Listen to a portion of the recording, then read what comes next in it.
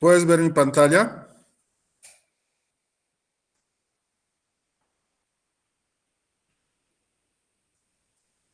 Puedes ver mi pantalla, ¿no? Stephanie.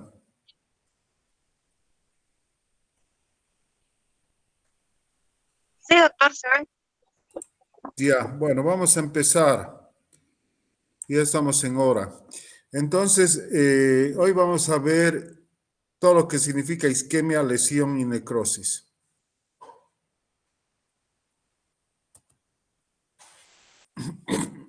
Ya hablamos del sistema de conducción del corazón, ahora vamos a hablar un poco de irrigación. Entonces, ustedes saben que el corazón se irriga fundamentalmente por dos arterias principales. La arteria coronaria izquierda, que es esta, y la arteria coronaria derecha.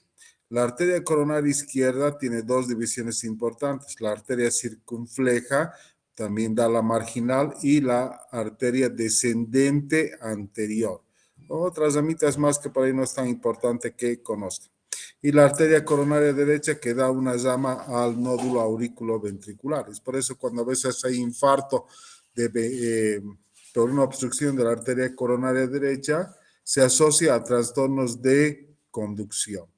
Y son diversos factores de riesgo cardiovascular las que van a ir tapando esas arterias. Ustedes ya conocen la hipertensión arterial, la diabetes, la dislipidemia, el tabaco.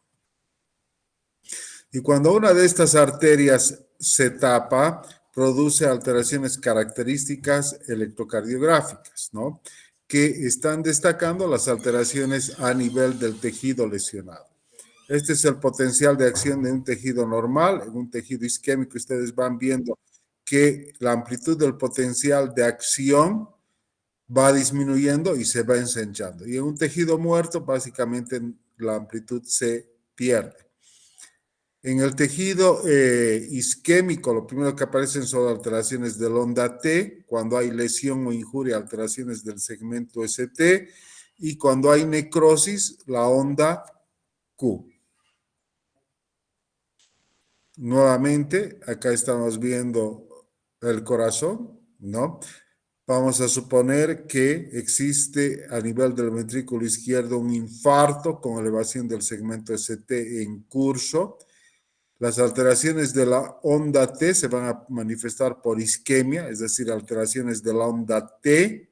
Posteriormente, se va a presentar injuria y lesión con elevación del segmento ST, a eso le llamamos un síndrome coronario agudo con elevación del segmento ST, y la zona de necrosis o la zona muerta, que se caracteriza por la presencia de ondas Q.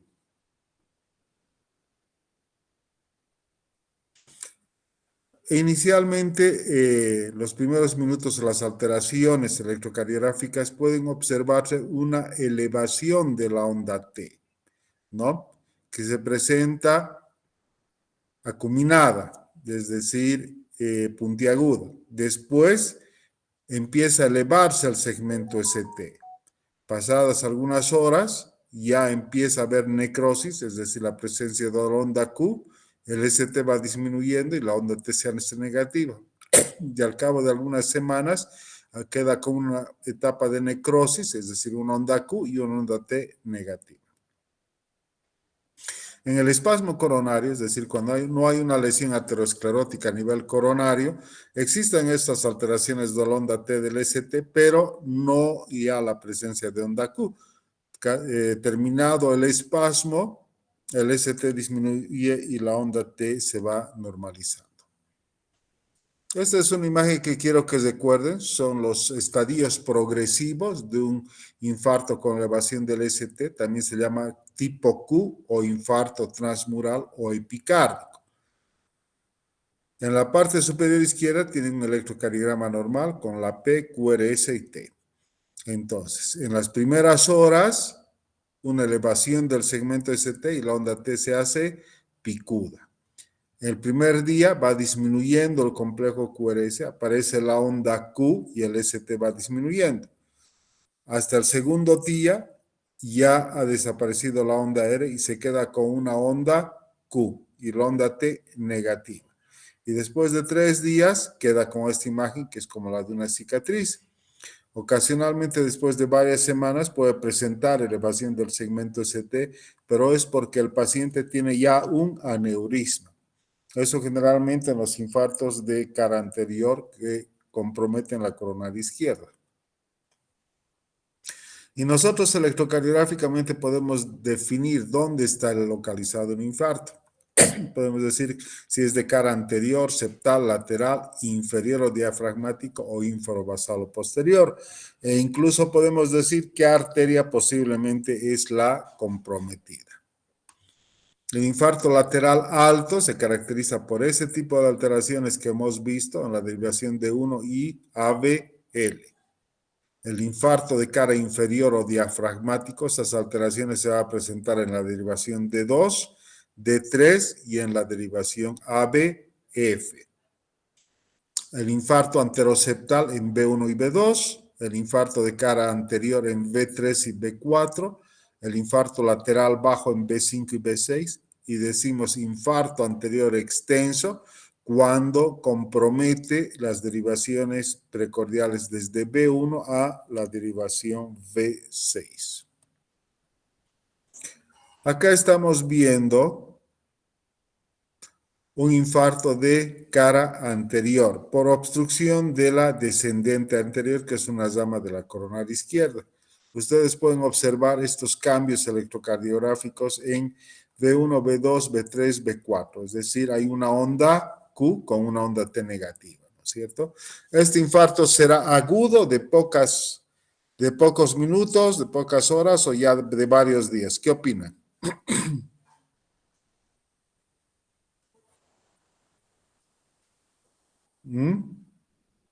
¿Qué opinan?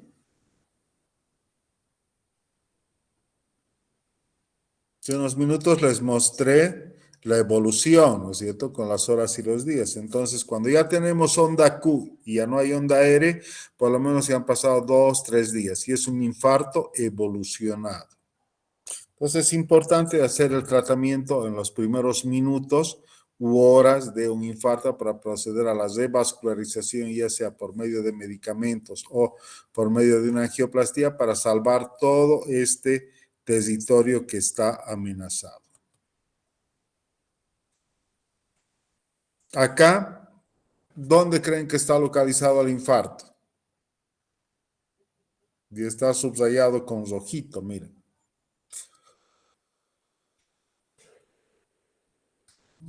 Las derivaciones están en rojo. ¿Qué les parece? ¿Dónde está localizado ese infarto?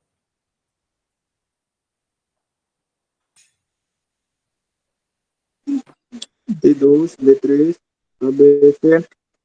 En D2, D3 y ABF. Entonces eso es infarto de cara inferior y compromete un poco B5 y B6, entonces la cara lateral, inferolateral. En el infarto de cara posterior vamos a tener como una imagen en espejo que se va a caracterizar por la presencia de estas ondas R altas elevadas en V1. Acá estamos viendo sobre todo estos cambios en B5 y B6. La arteria comprometida es la circunfleja, ¿no es cierto? Con la presencia de onda Q y onda T negativa.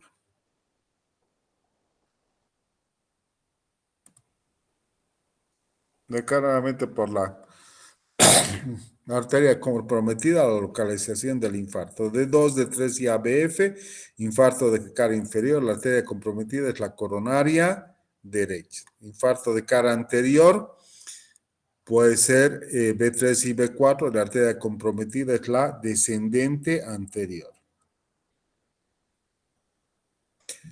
Acá hay una serie de causas de ondas T negativas o aplanadas que no son originadas por una obstrucción de la arteria coronaria, ¿no es cierto? Puede haber variantes normales, puede haber pericarditis, cor pulmonar, miocarditis, miocardiopatías, prolapso de válvula mitral. Es por eso que cuando estamos en el contexto de un posible infarto de miocardio, existen 3 pilares fundamentales para hacer el diagnóstico. Uno es la clínica que siempre es soberana, pues el dolor de pecho característico opresivo, de esfuerzo irradiado brazo izquierdo. Después están las alteraciones electrocardiográficas y esa progresión que hemos visto. Y por último, las enzimas cardíacas. ¿Qué enzimas cardíacas conocen?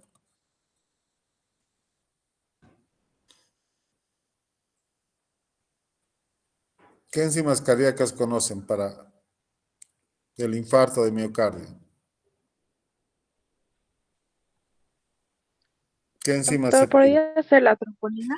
Troponina, CPK y CPKMB. Ahora, en este electrocardiograma que les estoy mostrando, ¿dónde está localizado el infarto?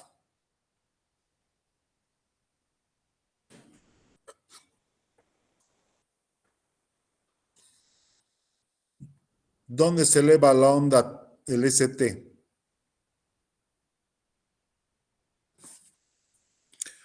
Acá estamos viendo, ¿no? En la derivación D2, en la derivación ABF y en D3. Entonces, un infarto de cara inferior. Y como está elevado, es un infarto de pocas horas de evolución. Y en un 25 a 30% de los casos, el infarto de cara inferior se acompaña de infarto de ventrículo derecho. Es por eso que hay que realizar precordiales derechas. Y acá, ¿qué les parece de B1 a B6? ¿Qué alteraciones hay? ¿Mm? ¿Cómo es la T?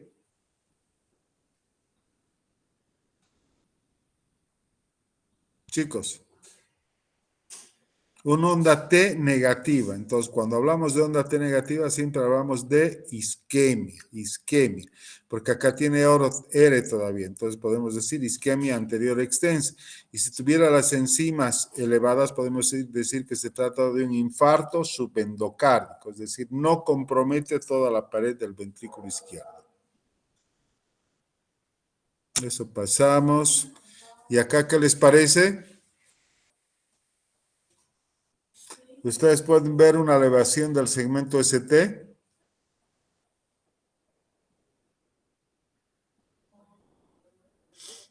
¿Están ahí, chicos? ¿Han desaparecido? Sí, doctor. ¿Dónde ven una elevación del segmento ST?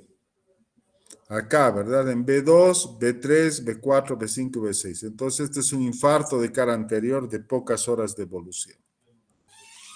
Bueno, eso vamos a pasar y vamos a ver otro tema que es el de las arritmias ventriculares, ¿ya?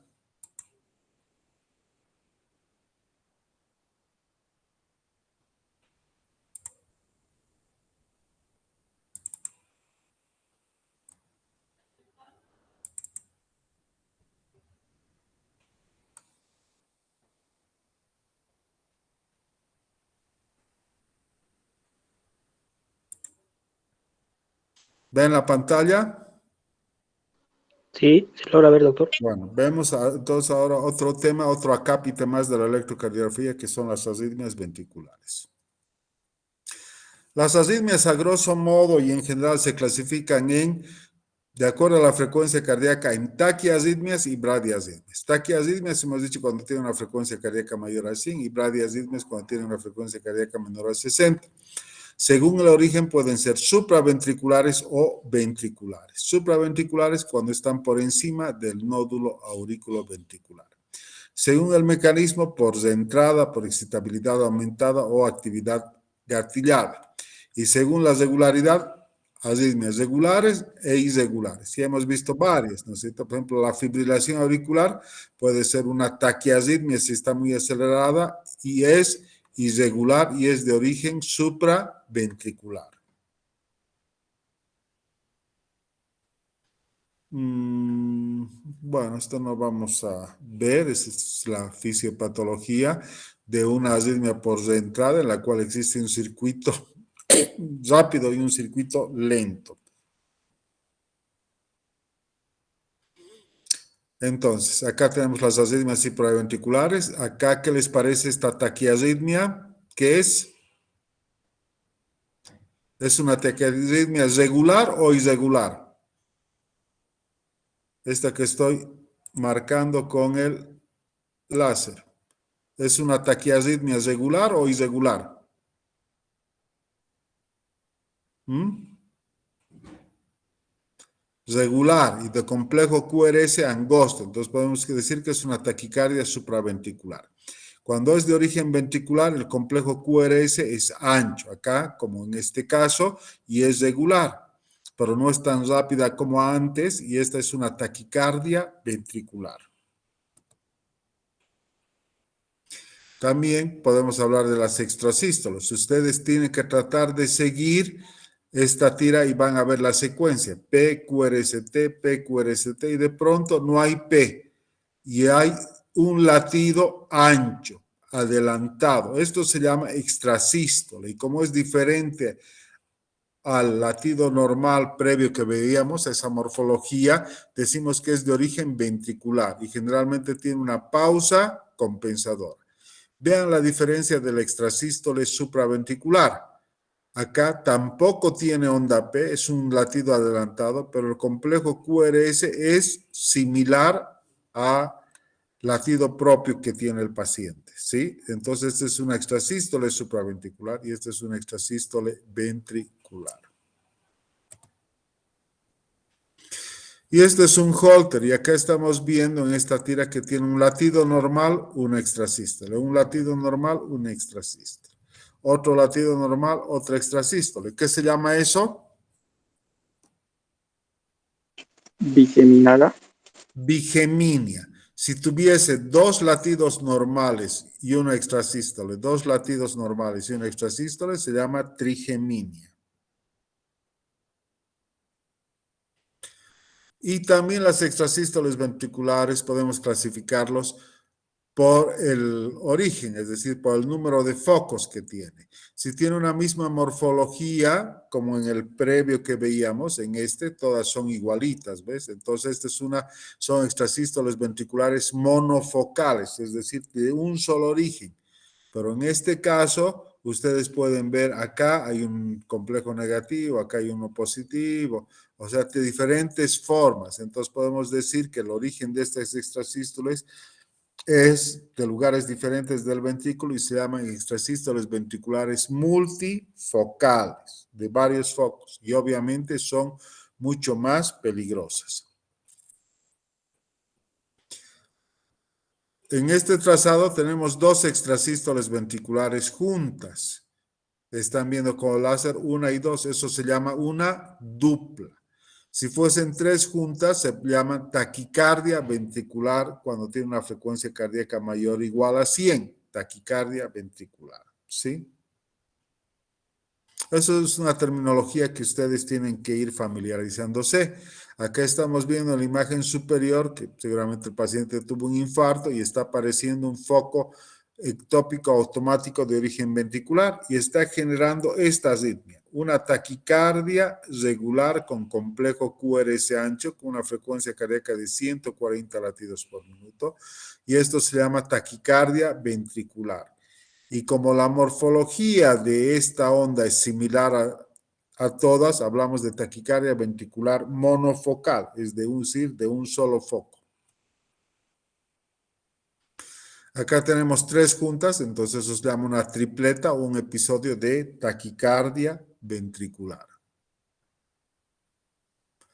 Este es un Holter de un paciente donde a la derecha pueden ver que él tenía un ritmo sinusal normal con una frecuencia cardíaca aceptable, pero de pronto empieza a hacer estos latidos rápidos, estos episodios de taquicardia. Entonces hablamos de taquicardia ventricular.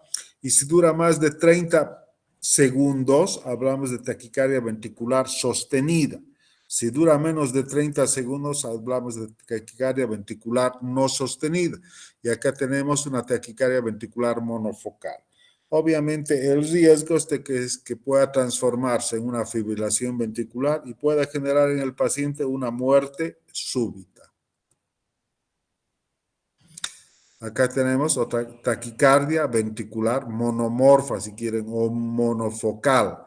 Y las taquicardias ventriculares tienen diversas características. Como hemos visto en las hipertrofias y en los bloqueos, la taquicardia ventricular se define entonces con 3 latidos de origen ventricular con una frecuencia cardíaca mayor a 100 y en la que se puede observar muchas veces no se ve la onda P, pero ocasionalmente sí puede verse, pero puede caer en diversos lugares del trazado. Entonces existe una disociación auriculoventricular. Las ondas P van en forma independiente del complejo QRS, pero eventualmente una onda P puede capturar el ventrículo y eso se llama capturas. O podemos tener latidos que están morfológicamente entre un latido normal y un latido ventricular ectópico, se llama fusiones. Entonces, todas esas son características de la taquicardia ventricular. Acá estamos viendo una taquicardia ventricular polimorfa. Vean las diferentes ondas, son completamente diferentes. Incluso tiene una forma helicoidal. Y esa es una arritmia que se llama torsades de points o torcida de la punta. Y también es muy peligrosa y suele observarse en los pacientes que tienen QT largo o QT prolongado. En este trazado estamos viendo taquicardias ventriculares no sostenidas, ¿verdad? Ven unos cuantos latidos y de pronto empieza el episodio de taquicardia, sale en forma espontánea, en forma automática y luego se reinicia. Y de estas tenemos varias, entonces se llama taquicardia ventricular no sostenida.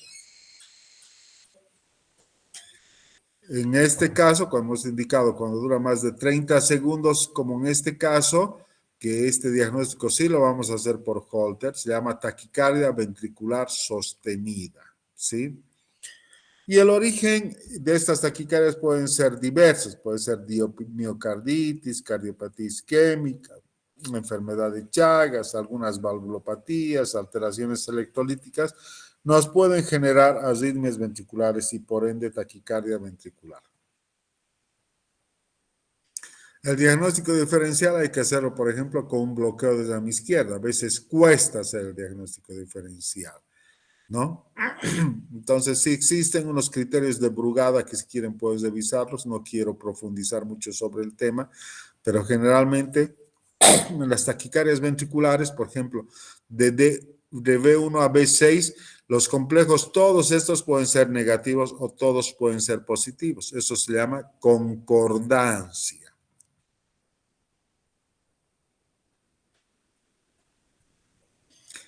Acá un paciente, Jorge Zambrana, que era chagásico, que tiene una taquicardia regular con QRS ancho, entonces tiene una taquicardia ventricular. ¿Y cuál es el tratamiento de la taquicardia ventricular, chicos?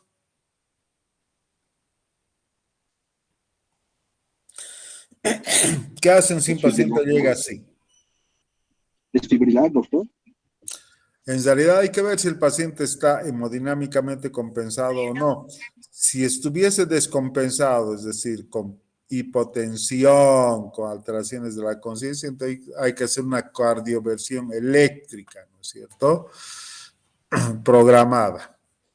Ahora, si es que está compensado, una opción es utilizar, por ejemplo, amiodarona endovenoso y muchas veces va a revertir el cuadro.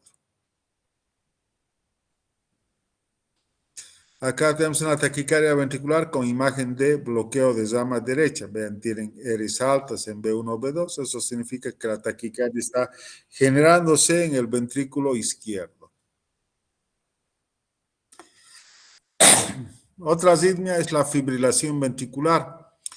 En la imagen superior derecha están viendo que existen diversos focos de excitabilidad a nivel ventricular izquierda y ventricular derecha. Y esto va a generar diversos impulsos que electrocardiográficamente se van a observar como ondas completamente irregulares, ¿no es cierto?, de diversas morfologías. En este caso, en el caso de la fibrilación ventricular, el paciente prácticamente está premortem, digamos, ¿no es cierto? Aquí sí el paciente va a estar chocado. Entonces, en este caso hay que hacer una desfibrilación.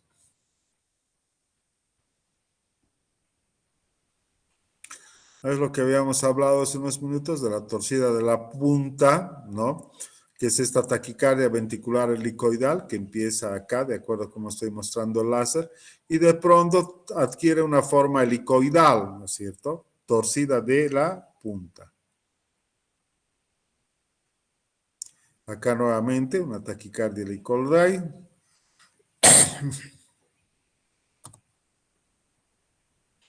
Y el tratamiento. En este caso hemos hablado de las taquiarritmias. No hay que diferenciar si es una taquicardia ventricular o una taquicardia supraventricular. Hay que ver si la taquicardia ventricular es sin pulsos, es decir, si está descompensado hay que hacer la desfibrilación. Si es una taquicardia ventricular sostenida, hay que corregir las alteraciones iónicas, hipoxia, y pues, se puede hacer una cardiovisión eléctrica. Si es refractaria, recurrente, isquemia miocárdica, se puede dar, por ejemplo, amiodarona o beta bloqueantes. En la taquicardia supraventricular con compromiso hemodinámico, la cardiovisión eléctrica. Y sin compromiso hemodinámica, por ejemplo, amiodarona, ¿no es cierto? O habíamos mencionado de la adenosina. Y en las bradiarritmias o frecuencias cardíacas bajas, siempre hay que considerar la posibilidad de implante de un marcapaso. Para los que han llevado farmacología ya saben, ¿no es cierto? La clasificación de los antiarrítmicos según Vaughan-Williams, que es la que seguimos usando, que las clasifica en 4, ¿no es cierto? La 3 es la que generalmente usamos para las taquicardias ventriculares, es decir, la amiodarona, el sotalol, el bretilio. Pero acá en nuestro medio lo que más tenemos es la amiodarona. Un ritmo que a veces tienen que conocer se llama ritmo de la unión o ritmo del nódulo auriculoventricular. Cuando el nódulo sinusal falla, empieza a comandar el nódulo auriculoventricular y lo hace con una frecuencia cardíaca entre 40 y 60 por minuto. Y se va a caracterizar por un trazado donde no se ve una onda P delante del complejo QRS. La onda P está por detrás del complejo QRS, es decir, tiene una conducción retrógrada. Y acá están viendo que la frecuencia cardíaca es baja. Cuando tenemos un marcapaso, en este caso un marcapaso que esté estimulando el ventrículo izquierdo, vamos a tener una espiga antes del complejo QRS. Y generalmente son latidos regulares con una frecuencia cardíaca de 60 por minuto. Bueno, eso es todo de arritmias ventriculares y de isquemia, lesión o infarto. ¿Alguna pregunta hasta acá? Bueno, comentarles que mañana vamos a tener nuestra última clase de electro. Vamos a hablar de algunas misceláneas, para los que quieran revisar, de hipopotasemia, hipopotasemia, pericarditis, este tipo de alteraciones que son un poquito más raras. Y también mañana vamos a ver exámenes complementarios que son de utilidad en cardiología. Vamos a empezar desde la radiografía, el ecocardiograma, tomografías y otros exámenes. Y el miércoles y el jueves vamos a llevar insuficiencia cardíaca. Y ahí termino yo mi participación y ya posteriormente va a ingresar el doctor Ramiro Lara a hablar sobre valvulopatías, fiebre reumática y otro tipo de cosas. Así que los que deseen ya pueden ir revisando un poco de insuficiencia cardíaca, que es un tema muy interesante. ¿Ya? Bueno, chicos, entonces quedamos así. Nos vemos mañana a las 7 de la noche. Gracias, ¿Ya? doctor. Hasta mañana. Listo. Gracias, doctor. Hasta mañana. Hasta mañana. Doctor.